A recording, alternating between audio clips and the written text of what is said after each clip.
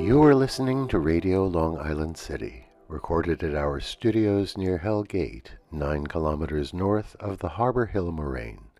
And now, the Observatory. The Observatory, Tuesday the 23rd of September 2025. It is one day after the fall equinox.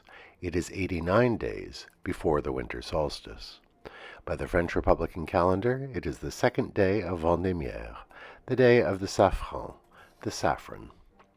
The sun rises today at 6:45 a.m. Solar noon takes place today at 12:48 p.m. The sun sets today at 7:51 p.m. Civil twilight ends at 7:18 p.m. and nautical twilight ends at 7:50 p.m. The length of daytime today is 2 minutes 41 seconds shorter than yesterday.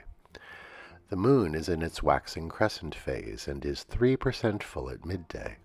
The first quarter will arrive on Monday, the 29th of September.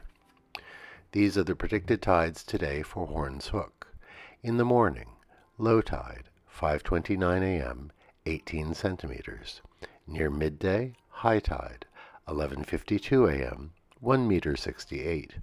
In the evening, low tide, 5:59 p.m., 18 centimeters. In our shared realm of plants and animals, the leaves of the pin oaks are still deep green, but they are dropping acorns like mad. Since many of the pin oaks are great tall trees, they fall from quite a height. As you pass under them, you can hear them striking the sidewalk, and if there are cars under the trees, you hear the distinct ping of acorn on metal. For such grand trees, pin oaks have rather small acorns. They are diminutive and round, with tight caps. They are good food for squirrels, and apparently ducks love them, but with few ducks in the area, the squirrels have very little competition. Commemorations. On this day in 1868, the Grito de Lares was proclaimed in Puerto Rico. It was the first attempt to overthrow the Spanish colonial rule of the island. About 500 rebels gathered outside the town of Lares, which lies near the western end of Puerto Rico. Within a day, they had taken the town. They declared a republic, appointed a president and full cabinet, and issued a declaration of rights. They even put up a flag. The Lares rebellion was short-lived.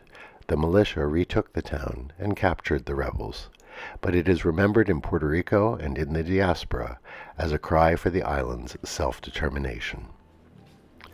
Today is the birthday of two of the most powerful emperors the world has ever seen. The Roman Emperor Augustus was born on this day in 63 BCE. The Mongolian Emperor Kublai Khan was born on this day in the year 1215. How shall we remember such figures from history? As consolidators of great empires? Or do we recall the end of the Roman Republic and the terror of Mongol armies on the march? On this day in 1952, Richard Nixon gave his famous televised Checkers speech, defending himself from accusations that he had improperly taken gifts. He denied enriching himself, pointing out that his wife Pat didn't have a mink coat. He added, quote, "But she does have a respectable Republican cloth coat, and I always tell her that she'd look good in anything," unquote. He also showed the TV audience the family's black and white Cocker Spaniel dog named Checkers, who had been given to the Nixons by a Texan supporter. "And we're going to keep it," he said. The speech would save his political career. Today is Bisexual Pride Day. Happy Bi Pride to all who celebrate today. Today is also the International Day of Sign Languages. It is estimated that there are 70 million deaf people across the world who use 300 different sign languages. There is also a simplified international sign language. Let us celebrate the richness of these rich languages, an important part of the variety of languages spoken and signed across the world. As the Jewish New Year continues, we wish Shana Tova to all who celebrate. Alternate side of the street parking is suspended in New York City in honor of Rosh Hashanah. And that is the Observatory, Tuesday the 23rd of September, 2025.